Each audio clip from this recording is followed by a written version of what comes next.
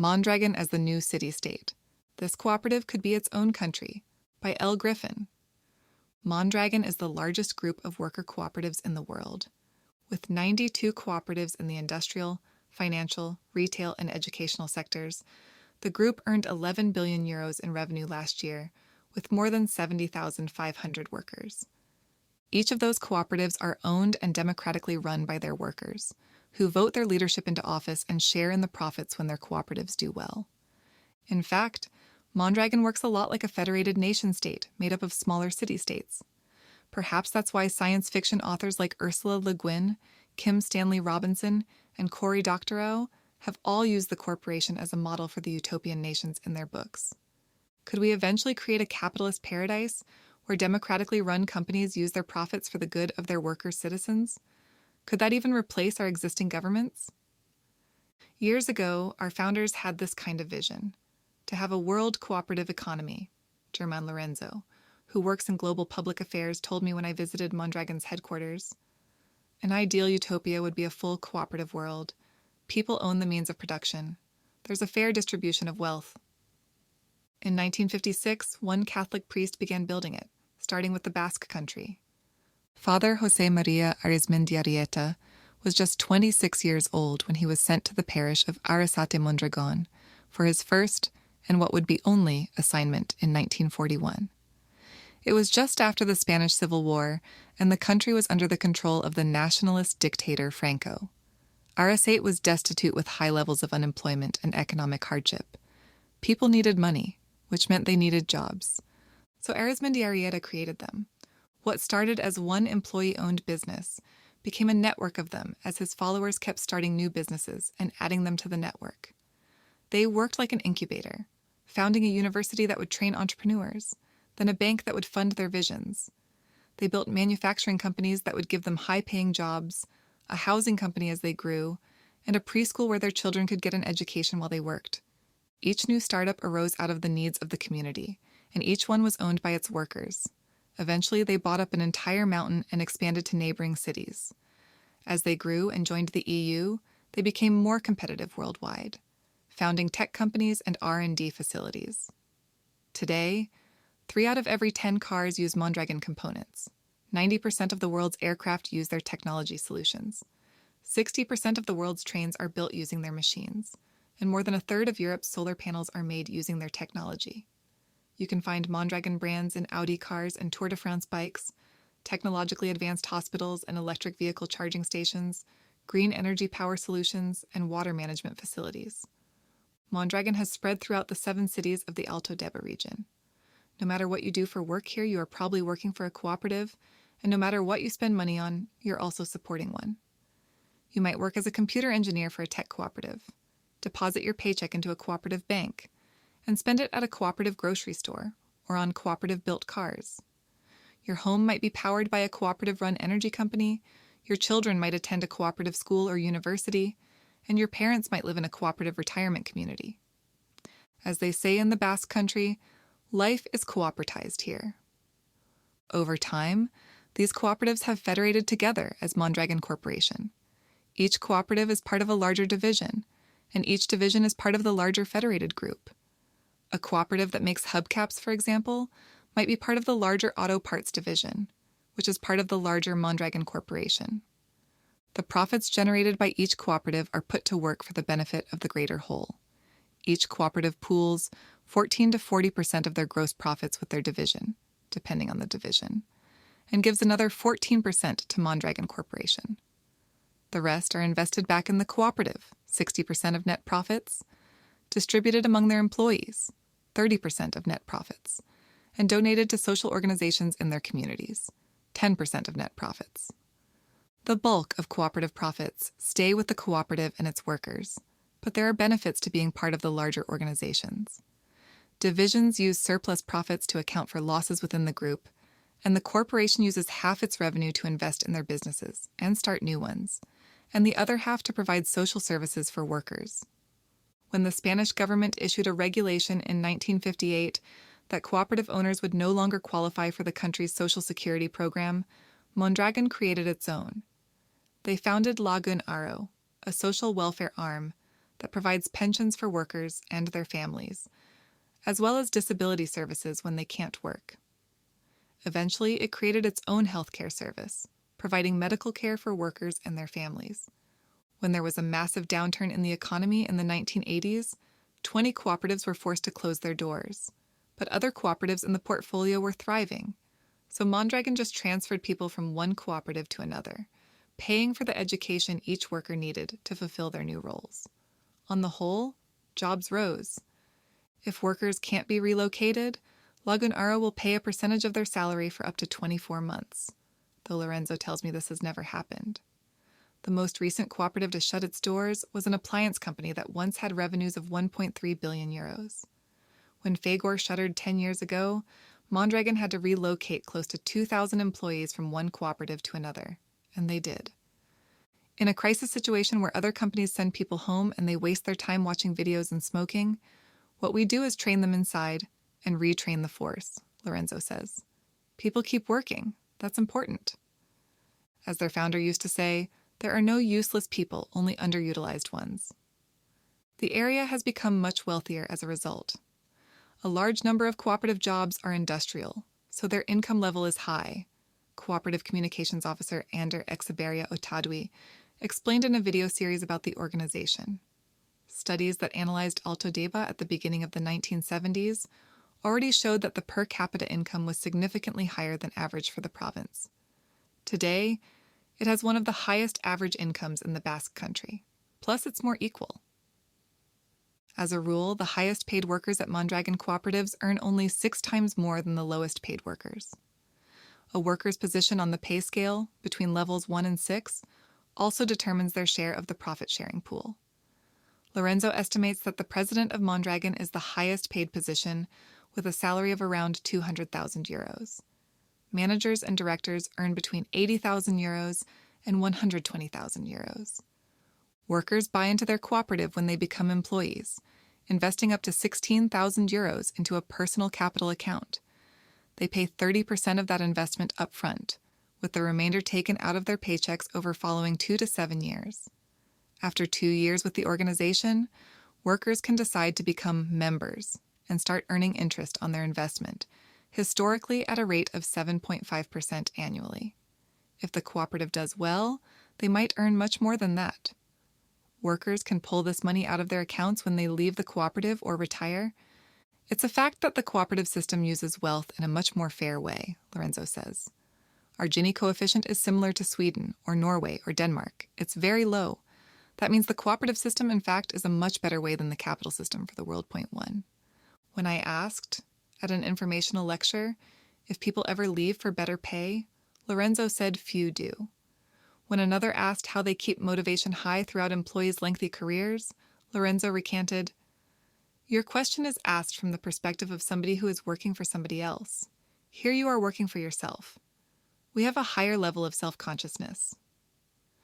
If workers want to try something different, they have the autonomy to move elsewhere." Lorenzo started his career in global purchasing and imports for Eroski, Mondragon's retail brand. Eventually, he moved to Hong Kong, where he spent 4 years working in business development for Intergroup Far East, Mondragon's international sourcing office. When he returned to Spain, Lorenzo headed up the Asia-Pacific unit for Mondragon Corporation. Craving a change of pace, he then moved to Mondragon University's business school, where he spent a couple of years helping with their entrepreneurship program. Now he's working in global public affairs and communications, developing Mondragon's corporate diplomacy and internal communications. "I can't say they didn't give me room to move," Lorenzo says. "My wife says they gave me too much." Every cooperative in Mondragon's portfolio is an essential business. These are manufacturing companies, energy companies, agricultural companies, medical equipment companies, banks. They grow our food and power our cities and build our transportation systems. Their research and development groups invent machines and robotics that improve our world. There are no fast fashion or telemarketing companies in their portfolio. This cooperative of cooperatives is run by workers who directly build the things society needs while directly benefiting their communities with the profits they earn making them. They are self-governing locally, even as they compete globally, with plants around the world and products and services sold in 150 countries. The result is that Mondragon has created something of a self-sustaining government, and a pretty good one, I might add. Each cooperative functions like its own democracy, with workers functioning more like citizens. Cooperatives average 250 workers, and larger ones often split off into separate cooperatives with separate democracies. Every year, workers, internally called the General Assembly, meet to review prior year's management, decide how to allocate profits or losses, and approve annual accounts. They vote their board of directors into office, called the Governing Council, who, in turn, vote their CEOs into office, called general managers. General managers hire their own executive team and make periodic reports to the Governing Council, who can confer or revoke their powers as necessary. Positions of leadership serve a renewable 4-year term and will be removed from office if they aren't doing a good job. The parent company works similarly. Congress is an assembly of representatives from every cooperative. They vote for the Standing Committee, who appoints the president, the head of Mondragon. Each cooperative pays for workers' education at Mondragon University, itself a cooperative in the Mondragon network. There's even a boot camp program for general managers, a sort of entrepreneurial CEO school, where executives have the support they need to run financially successful companies and have the opportunity to learn from executives at other cooperatives who have done so. Together, they've even formed a constitution. The Rules of Congress outlines the articles of their organization and includes the corporation's strategic plan, or socio-business policy, which is prepared and voted on every 4 years. During the time of my visit, Congress was getting ready to meet about the organization's plans for 2025 to 2028. Reminiscent of my essay, we should vote for plans, not politicians. Each democratically run organization is supported by the larger democratically run Mondragon. Workers at Mondragon cooperatives are guaranteed a job and an income.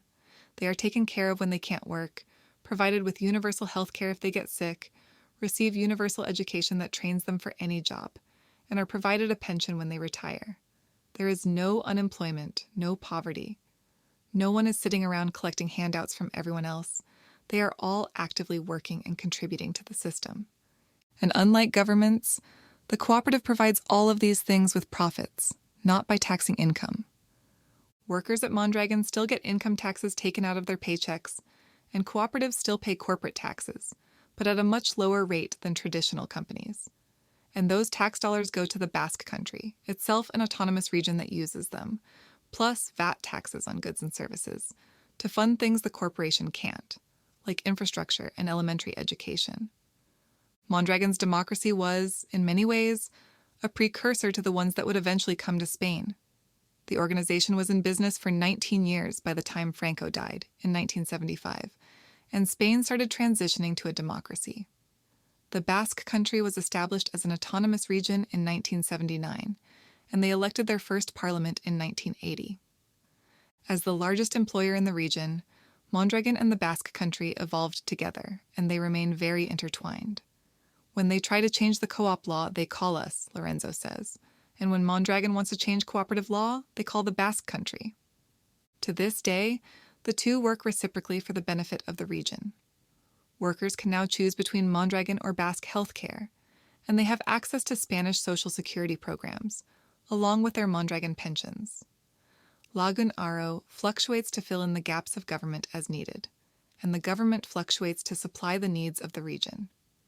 The Basque government also contributes a quota, called a cupo, to the Spanish government to fund defense, foreign affairs, and larger national projects that benefit the whole country. In this way, Mondragon acts as a self-governing city-state within a larger state and nation. Each individual cooperative has the most authority over workers' lives, even as layers of Basque and Spanish governments provide larger but more lightweight methods of governance for the greater whole. The structure works a lot like the one I outline in my essay: decouple federal government from nation-states.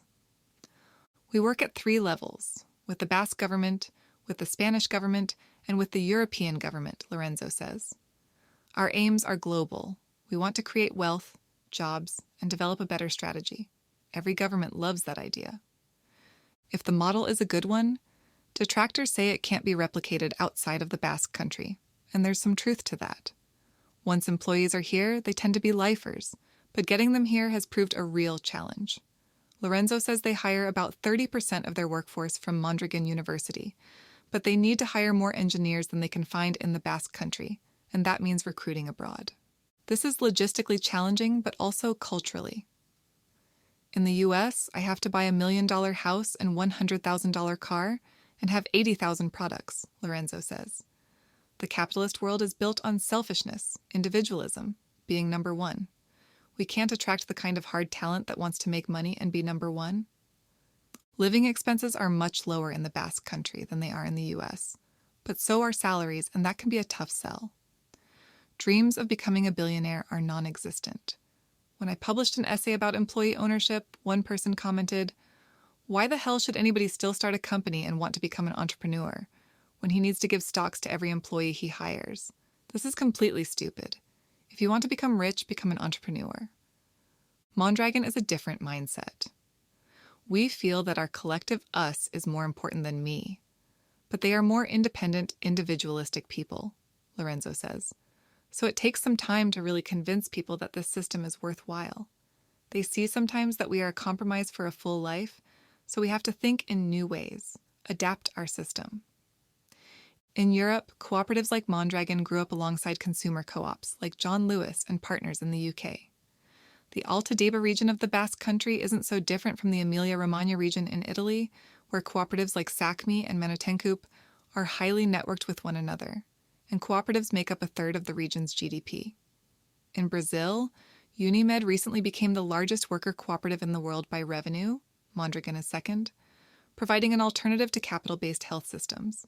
While, in most of the world, capitalism grew up alongside the Rockefellers and the Carnegies of the world, cooperatives in Europe and South America were creating a much better form of it. But it's a stark contrast. Try convincing the Jeff Bezoses of the world to start a cooperative. Conversely, try convincing a Mondragon manager to keep the stock for themselves and become a Jeff Bezos. The two models come from two very different worlds. I think it is possible to replicate, but it requires people who believe in the model and know how to replicate it, Lorenzo says. Before he opened the first co-op, Arizmendiarrieta had spent nearly 15 years preaching. He was educating, he was creating mindsets. It's not a copy and paste issue. I don't think it's that easy. If it's education we need, Lorenzo admits Mondragon has fallen short. We've been very good at doing, but not very good at telling these last 50 years. That's why I'm sure your article will give us a good position. Even as a journalist, information on the company has not been readily available. The books I read on the subject are only available at company headquarters. The biography of its founder is only in Spanish. Knowledge about the model is limited to academic journals, a sparse Wikipedia page, and a spattering of mainstream articles that extol the benefits of cooperatives without diving deep enough to explain why they're interesting. After emailing the corporation for a year, I was only granted an interview if I could attend one of the company's in-person media days, which are hosted once a month. I had to buy a plane ticket, rent a car, drive 6 hours from the Barcelona airport, and rent a hotel nearby to get a meeting, a large expense for an independent journalist. It makes sense. Cooperatives are businesses first and cooperatives second. They have to compete with other companies on the market and win to make a profit. Only then can they use that profit more equitably. We bought the chairs in this room from a company that's a cooperative, Lorenzo illustrated. But we got them because they were the best price and quality, not because they were from a cooperative. Mondragon can't afford to spend all their time proselytizing. What founders do come to study the model might put it into practice. But if they only create one cooperative that benefits 100 workers, Lorenzo says they miss the point. They need to create a network of them to fund new startups, create new jobs, provide social services, and transfer workers between companies. It is the combination of cooperatives that makes the whole thing self-sustaining, not the individual ones. There are very few of those. As of 2017, there were only 11.1 million worker owners globally, out of 3.39 billion total workers. That's only 0.33% of the working population, and it's not growing. Employee ownership is rare. Democratically run cooperatives are rarer still, and a whole network of them, Mondragon and Unimed, are really the only ones. Because of this, Lorenzo thinks we won't create a world of cooperatives as the founders once imagined. I think this is fiction because at the end of the day, there are forces in the world that are difficult to scale up. If cooperatives are still a niche movement, the movement to make capitalism work better for more people is massive. As is well documented in Thomas Piketty's work, inequality has been on the rise since the 1970s, when wealth taxes were skewered, and executives started getting paid in stocks. Those who owned capital, such as real estate, stocks, and bonds, got much richer, and because they got much richer, they bought more capital. Return on capital exceeds the rate of economic growth, meaning those with significant wealth saw their fortunes grow faster than the economy, the rest didn't. A widening gulf now threatens to become much wider, and the result is outrage. When the rich can afford mega yachts and a well-paid software engineer can't afford a house, we see a rise in the same eat the rich mentality that once cost Marie Antoinette her head. In the US, only 40% of those ages 18 to 29 view capitalism positively. Democrats think better of socialism than capitalism. 67% of young Brits do too. According to a Wiley's worldwide survey, most countries are now anti-capitalist. Their top reasons why are all related to inequality. The most popular proposed solution is a wealth tax, but that could be enacted by one president only to be thrown out by the next one, or used to fund military endeavors rather than social ones. More extreme options involve eradicating capitalism altogether, by returning to subsistence farming and bartering, or giving the government control of the economy. We've tried both options, and neither fared better for humanity than our current capitalist system. One option, however, has. Mondragon provides us with a successful working model. It's not throwing out capitalism, it's creating a better form of it. It is still private individuals who own capital, but more of us become owners. Companies are still getting wealthy, but that wealth is put to better use. Rather than create a few rich people only to tax them on the back end, we allow everyone to get richer on the front end. We don't get there through revolution, just evolution. Instead of descending into late capitalism, we start building mature capitalism. We need to channel all of that anti-capitalist sentiment into a better capitalist solution, and we can start with what is already working. Most worker cooperatives are concentrated in Asia, 8,573,775 worker owners, and Europe, 1,554,687 worker owners, where cooperatives are a more widely accepted business model and offer a democratic solution where there are less democratic governments. We should build more of those. Though there are significantly fewer in the Americas, 982,285, and Africa, 37,836, recent policy changes have incentivized employee ownership in the US, Canada, and the UK, as well as transferred ownership to 307,000 workers at 118 firms in South Africa. We should build more of those too. Around the world, we need founders to start new cooperatives and sell existing companies to employees. We need our governments to incentivize both options, and it's in their best interest to do so. If we can create more employee-owned companies, maybe we can slowly start edging out the shareholder-owned ones. If we can create a critical mass of them, maybe we can even start federating them together as Mondragon once did. If we can create more democratically run companies, maybe then we won't need our countries as much. With Mondragon-like clusters of profitable, democratically run businesses, what we currently call government could be sufficiently stripped down to infrastructure and militaristic support. Anarchist, socialist, and capitalist thinkers alike have gotten behind this solution, with sci-fi authors imagining a world of cooperative city-states. It's funny that they use our ideas at all kinds of levels, Lorenzo says. Socialist, anarchist, capitalist. At the end, our aims are very legitimate. We want to increase wealth, create jobs, and try to develop, in a way, a better world. I still think we could get there, that we could create a world of cooperatives. It is at least one of our options. The future is long and capitalism is still new. It is still transforming into something better and evolving into what it will become. Humans are demanding a fix to inequality, and companies like Mondragon are providing a successful blueprint we can follow. In a 2021 book about the founding of Mondragon, authors Armin Isasti and Isabel Uribe thought Arizmendiarrieta's vision wasn't yet done. We need to imagine the future, consider alternatives, form new collectives, and be able to see beyond ourselves. We need to return to utopian thinking. We need people who have the courage to be utopians as Jose Maria Arizmendiarrieta was. Far from being satisfied with completing Arizmendi's utopia, let us continue to yearn after a world in which imagination and hope are alive and active. Arizmendiarrieta himself believed that vision was the first step. Most of what has been achieved through conscious and responsible human effort has been, in first instance, a beautiful ideal, he said, and only that. No, so long as we can imagine that beautiful ideal, maybe we can even create it.